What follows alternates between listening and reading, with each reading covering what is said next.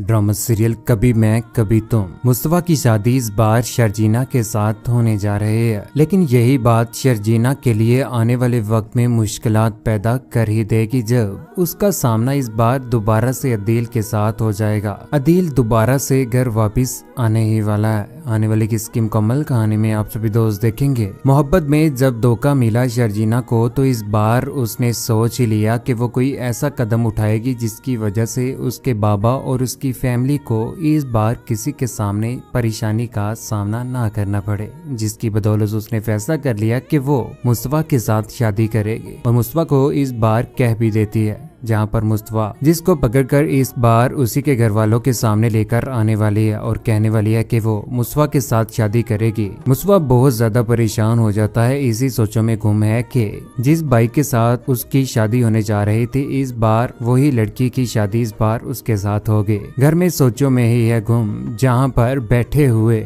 शर्जीना घर वालों को बता ही देती है कि वो मुस्तफा के साथ शादी करना चाहती है। वो दोनों एक दूसरे की तरफ देख रहे होते हैं, जहाँ पर उन्हीं के चले जाने के बाद इस बार शर्जीना के बाबा कहते हैं कि मुस्तफा की कोई भी नौकरी नहीं है, कोई कैरियर नहीं है, कोई फ्यूचर नहीं है। बेटा वो तुम्हारे काबिल बिल्कुल भी नहीं है। तुमने इस तरह का फैसला किस तरह से सोचकर कर लिया? मैं तो इस बात के ऊपर बेटा तुम्हारे ऊपर हैरान हूँ। लेकिन वो इसी बात के ऊपर साबित कदम है और कहती है कि अगर मैं इस बार शादी करूंगी तो मुस्तफा के साथ ही करूंगी और कुछ ही दिन के बाद मेरी रुखसती भी होगी, ताकि लोगों की नजर में मेरी इज्जत बच सके। लेकिन उसके बाबा इस बार उसे समझाने की भरपूर कोशिश करते हैं। कहते हैं कि बेटा तुम्हें किसी किस्म की परेशानी लेने की बिल्कुल भी जरूरत नहीं है। मेरे लिए मेरी बेटियां बोझ नहीं हैं और मुझे दुनिया के लिए बिल्कुल भी कोई परवाह नहीं है बेटा, और ना ही तुम्हें होनी चाहिए। लेकिन शर्जीना जिसने इस बार ये सोच रखी हुई होती है, वो कभी भी अपने घर वालों की इज्जत को नीलाम नहीं होने देगी और लोगों की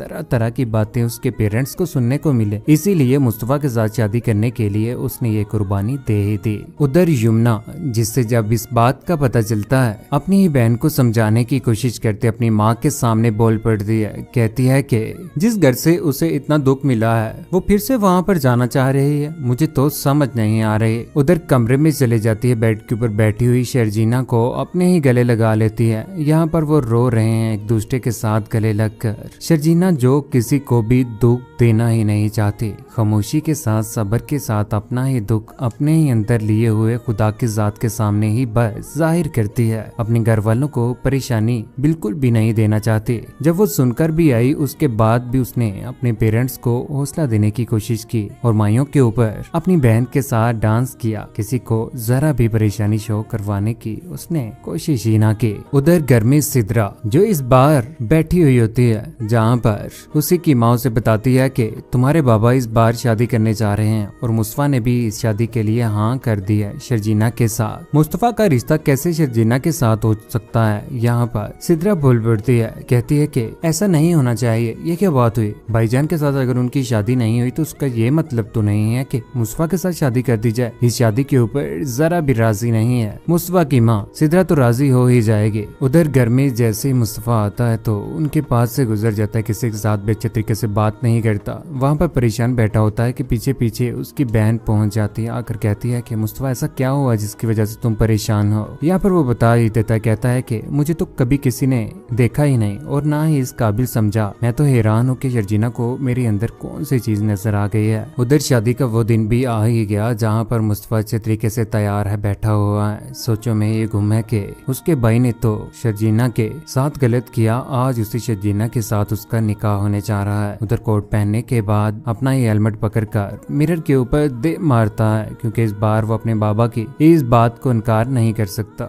उधर अपने ही शोहर के सामने इस बार बोल ही बढ़ती है शगुफ्ता भी।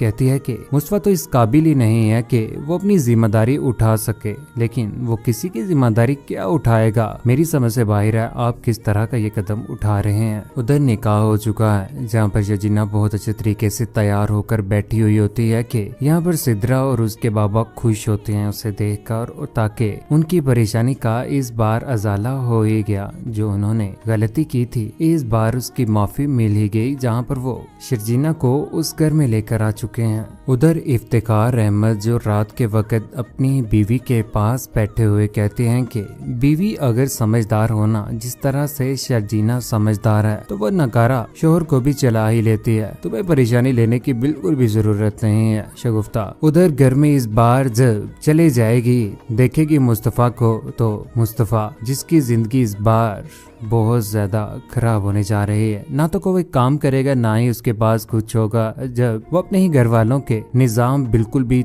अच्छे तरीके से चला ही नहीं सकेगा। आए रोज तरह तरह से वो लड़ाइयाँ भी करेगा शर्जीना के साथ। पछतावा तो बाद में होगा शर्जीना के बाबा को भी, वो तो आज अपनी बेटी को समझा रहे हैं लेकिन शर्जीना आज सिर्फ और सिर्फ अपने बाबा की इज्जत के लिए इतना बड़ा कदम उठा रही है। लेकिन कौन कौन चाहता है जिस तरह से अदील ने किया है वाकई गलत किया है। शर्जीना को इतना बड़ा सदमा देकर उसके पास से भाग गया। मुस्तफा के साथ देखकर शर्जीना को आपको कैसा लगा? अपनी कीमती राय का इज़हार नीचे कमेंट सेक्शन में जरूर दीजिए। चैनल को सब्सक्राइब करने के बाद बेल का बटन जरूर दबाएगा। अपना ख्याल रखिएगा, दुआ में याद रखिएगा। अल्लाह हाफिज।